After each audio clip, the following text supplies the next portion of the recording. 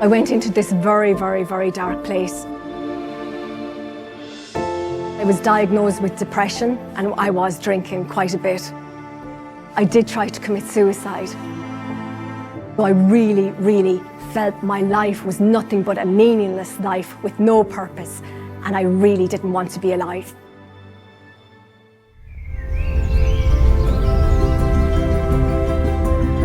This is a story of freedom for those of you out there who feel imprisoned.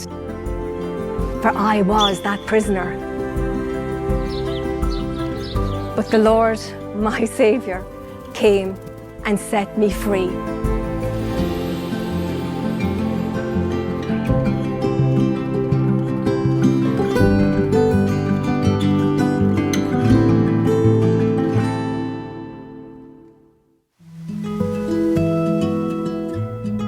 My name is Yvonne O'Rourke. I'm from a town called Roscrea in the country of Ireland.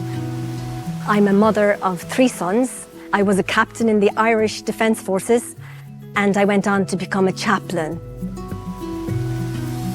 I did grow up in a Roman Catholic family.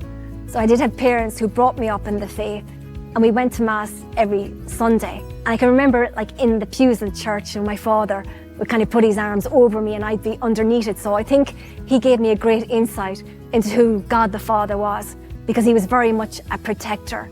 And he always felt so secure in that pew in the church. But also I had a granny who was really, really good to pray the rosary. Her husband actually made her rosary beads and she left that to me. I was able to get that when she passed away. But she had a great faith in the Lord. I looked up to her so much that prayer was so important to her that I felt it was something that I wanted to make so important to me as well. But I also remember watching, the films. I can remember especially, the nun story and the story of Fatima and that story of Saint Bernadette and all those amazing stories that would make you absolutely cry to think that Our Lady could actually appear to mere human beings. So I did have a great sense of who Our Lady was and how special she was and how she could appear to you. And I really would have prayed a lot as a child.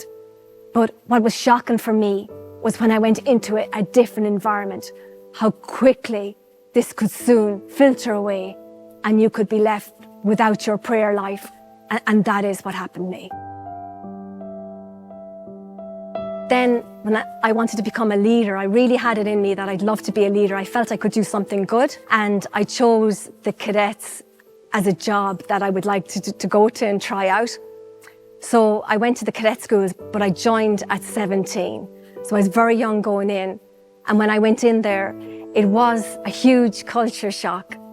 I remember that all the commands in the cadet school were true Irish and not really understanding them, so having to get to know that. But also I remember it was a place that I found very challenging. I found it challenging physically, mentally, psychologically, and ultimately spiritually.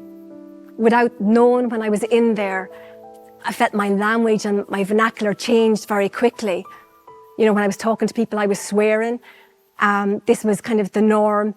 And that gradually crept in without me even knowing. Also, I felt in the cadet school, there was a time when you marched down to go to Mass every Sunday. And at one stage, we got the opportunity that we didn't have to go to Mass. And I quickly said, that's it, I'm not marching down to Mass anymore. And this is a place which is a very challenging place. I ended up slipping my disc in there. So instead of it being a 21-month course, I did 32 months in there. So when I left the cadet school, I really was lacking, I believe, in confidence. But I did go on to get commissioned, and I went into 2-field supply and transport up in the Brua, and I stayed there for a month and then went into the Brua barracks and trained recruits for another month. And therein, I left that and went into air traffic control in Baldonnel. And through God's grace and favour, I did become one of the first female air traffic controllers. So I qualified in that area, but quickly after, I failed the radar element of that course. So then I was asked to leave what was known as the tower in Baldonnel, and I had to go down camp. It was around this time that unfortunately I did suffer a sexual abuse within the system. I went from someone who was very bubbly, very outgoing, to someone who became ultimately a shell of who I was. A darkness crept in very, very quickly after the sexual abuse, and the light in my eyes was just dimmed very, very quickly. So I went into this very, very, very dark place. Months later, I was diagnosed with depression. I was puking up to 8 times a day. I did try to commit suicide, and I did go out and I was drinking quite a bit. I was in the depths of Sheol, really, and not knowing I didn't have God with me at the time. So I really, really felt my life was nothing but a meaningless life with no purpose, and I really didn't want to be alive. From there, I decided that I needed to get some form of identity, and because Christ wasn't in my life, I felt my identity would come through maybe getting a college degree. So I kind of invested a lot of energy in applying to go to college, thinking that I could form some real good identity and get a specialist kind of job where I might be able to succeed again in the Defence Forces, because at this stage I was a broken vessel. So I applied for college, and on the 21st of February 2002 I was told I wasn't getting college. So I took this with a blow to the heart. Had I had God in my life back then, it would have been different, but I didn't. So I rang my friend and drank and tried to drink my problems away. So when I returned to come back that night to Baldonnel, I insisted that the taxi driver drop me off a field across the way from Baldonnel. And I walked through that field that night, and I didn't know, but there was a hole in that field, and I fell into that hole. I was in that hole that night, and I tried to reach and get out, and I couldn't get out of the hole. So I broke down and I cried from the depths of my heart. And I had not God in my life, but that night I cried to him. And I looked up to the heavens and I said, God, help me. Please help me to get out of this hole. My brother had died 9 months earlier, and I knew that if I had died, my parents would have lost 2 children within the space of 1 year. He died in a car accident, and I really, really put every inch of my heart into that cry to the Lord. And to this day, honestly, I have no idea how I got out of that hole, but I did. And from there, I went through to try and still get back to my place of work. But I had to go through a lot of brambles and a lot of bushes. There was scrapes all over my face. And I kept going, but I collapsed. So it was a really cold night. I collapsed with hypothermia, but I actually collapsed in a graveyard across the road from Baldonnel. So this farmer, he came out and he was looking around at why his dog was barking. And he said that he saw me and he thought I was a black bag because I was wearing a black jacket. And then he said he was going to walk away. But he just said, I saw your little finger just moving like that. And he said, then I knew that it was actually a person. So then he kicked into motion and he called the ambulance and he got me help. And I was rushed into the hospital. And in the hospital, they had to resuscitate me. So I was actually brought back to life. And at the time, the Air Corps flew my parents up to Dublin because they actually thought I was going to die that night. So when I woke up in the hospital, I had tubes everywhere and my parents were there. And the Lord had rescued me. He had brought me back to life. But even though I was alive, I still did not have the Lord in my life. So for the next while, I had a really good friend. She brought me down to this prayer meeting. And at the time, there was actually a mass there. And there was a very holy priest there. And after the mass, he prayed with me. And he said to me, gave me the words, keep coming back. And I didn't know what the words meant back then because I was only getting to know the Lord now. But I felt it was him telling me to keep coming back to the sacraments, keep coming back to the mass.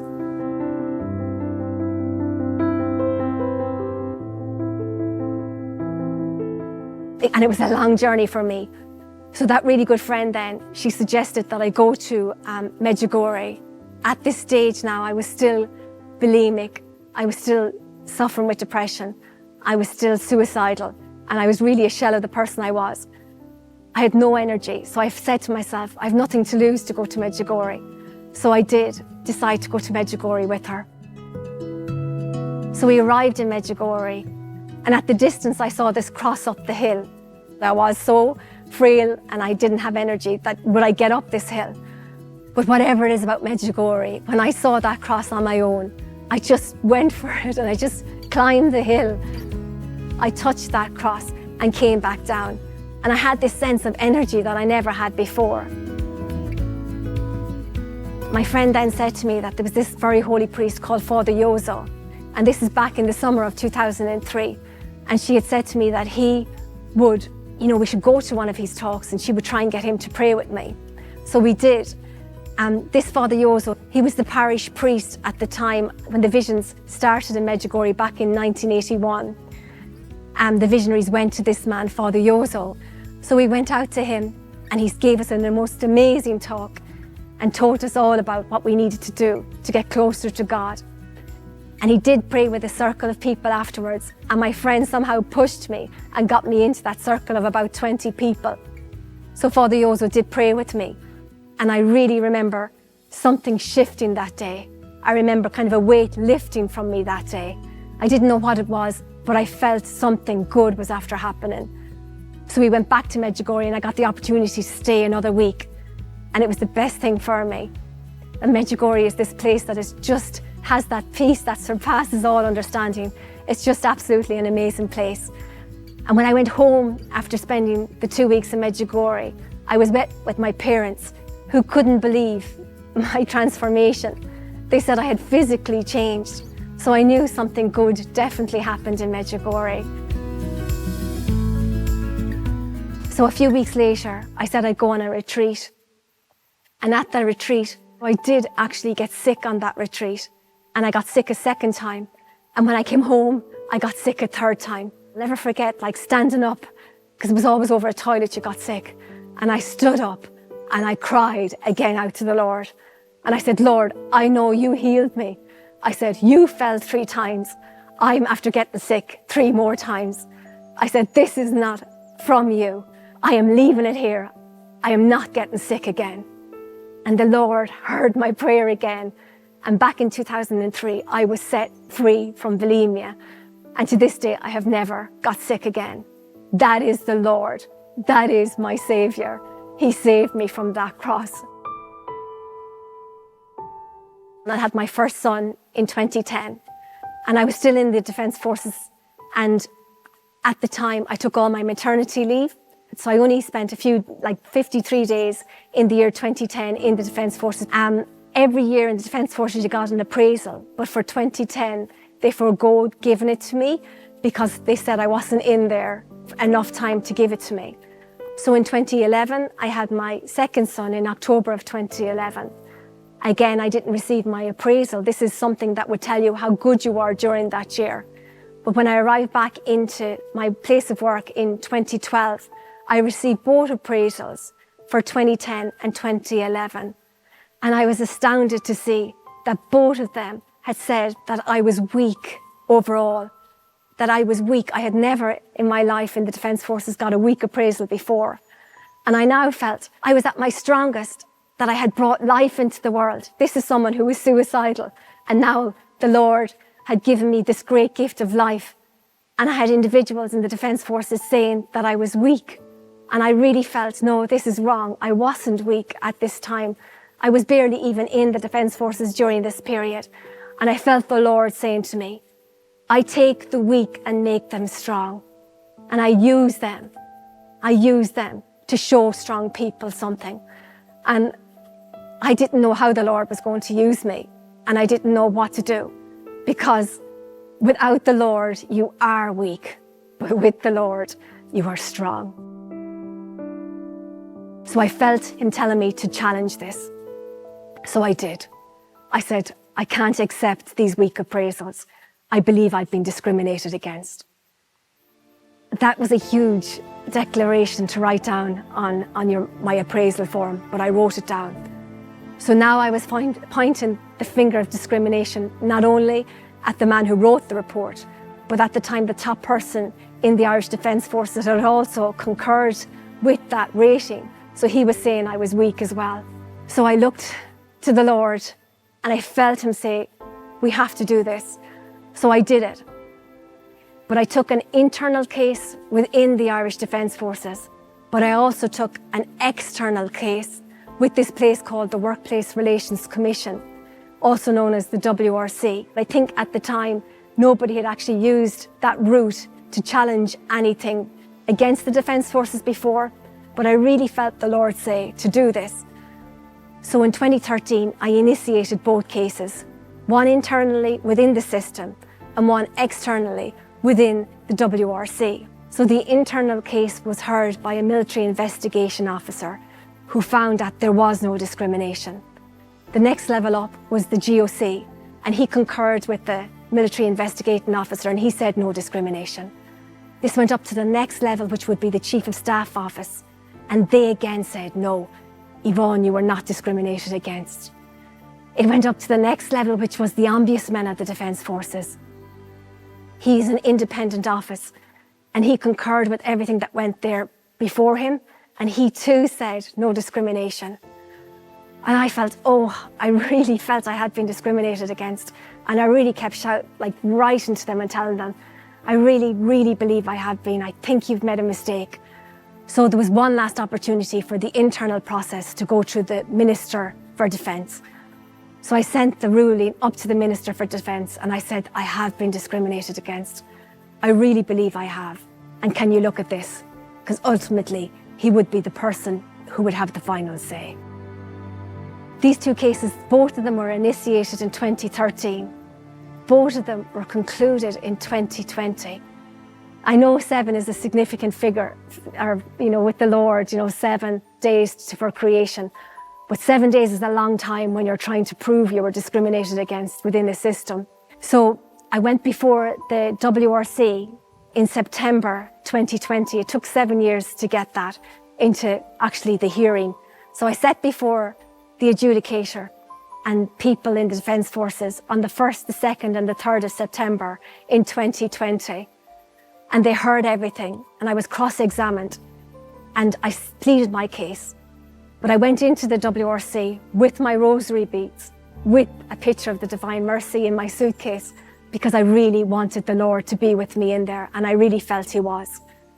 So by the 3rd day, the Chief State Solicitor Office said to me that they wanted to settle the case. So this was after everything was heard. And they offered me €100,000 to settle the case. And I was like, oh my God, that is so much money in the one hand, but I felt I haven't let it go to the end on the other hand. They said to me, we'll give you 24 hours to make your decision, whether you want this €100,000 or not. So I went home and my parents were over the moon and they were like, oh, this is the victory, you've won the case. And my husband, my family, my sons, they were all like, Mammy, this is brilliant, this is so much money, you've won the case. But there was something in me, and obviously now I know it was the Lord, that was saying, this is not the way this is to end. So I had my 24 hours and I went to Mass, where I find so much solitude and so much guidance each and every day of my life. Mass is my sanctity for everything. So I went to Mass, and the reading of the day, if you look it up now, the 4th of September 2020, the reading of that day actually mentioned a human tribunal. I couldn't believe it. And in it, the Lord clearly said, this is not the time. See this through to the end, Yvonne. The Lord will be your judge. The reading said, I will shine the light on the darkness. I will reveal the true hearts of the people. So I came out of Mass that day, and my parents live across from the church. And I went into them and I said, there's no way I can take that €100,000. The Lord has spoken. I really felt this strong message from the Lord. Let this go through. So I said to my husband, he thought I was mad. And then I had to ring the legal team, because at the time, the Irish Human Rights and Equality Commission came on board to assist me with that case. And they too said, Yvonne, you might get nothing from this. But I said, if I just get one piece of paper that says on it, you've been discriminated against, I said, I don't need the money. I said, I really felt the Lord had spoken to me. So I think they thought I was mad as well. But I said to them, please ring them and tell them I'm not taking that money. So that was September 2020. And in the meantime, the internal mechanism, the ruling from the minister was still ongoing. But he made his ruling that there was no discrimination. So clearly everyone in the internal system had said to me, you have not been discriminated. And that took the 7 years.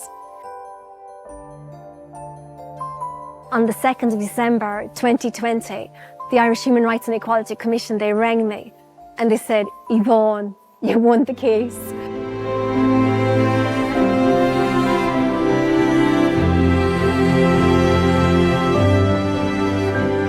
Not only did you win the case, I actually got over the €100,000.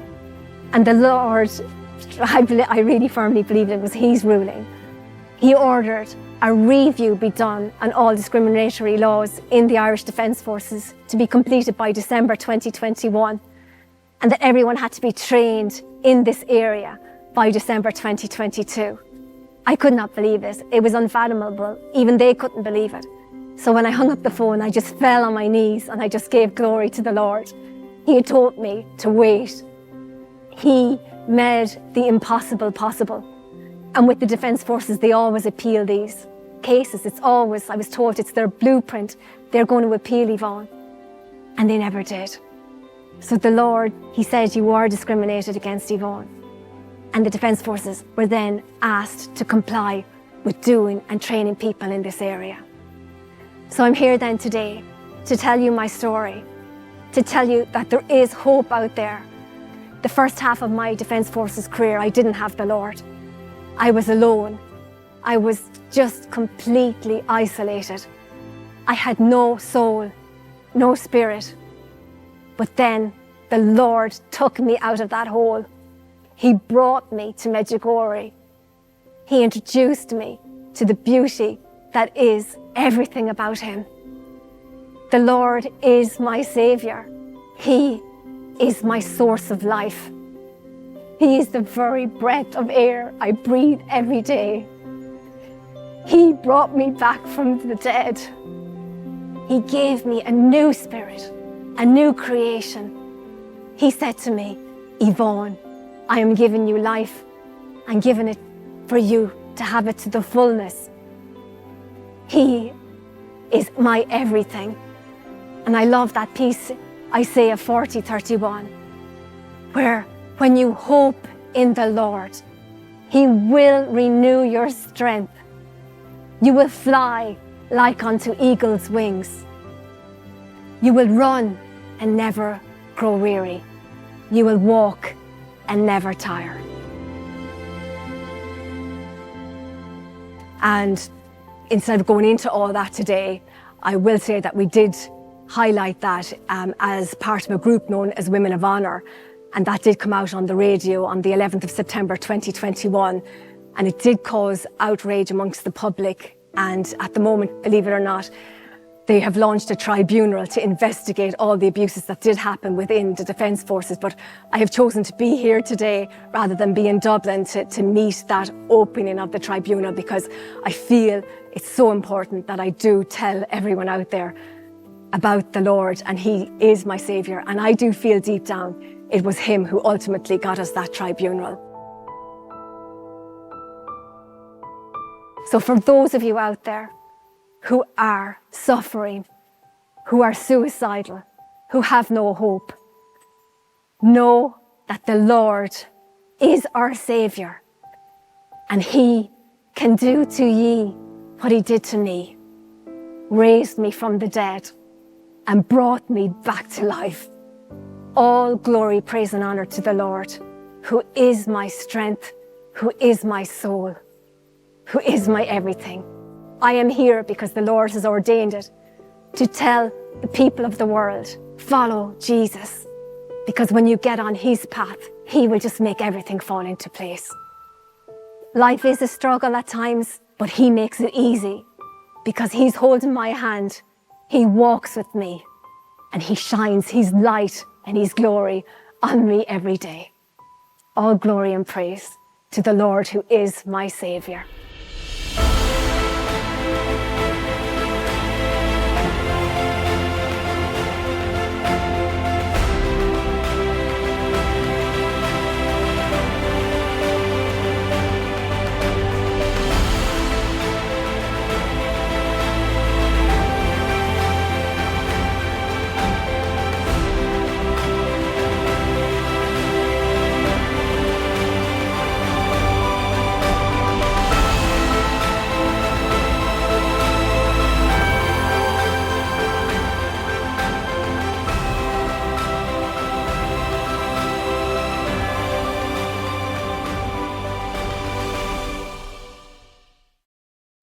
10 years of sharing the peace of Christ.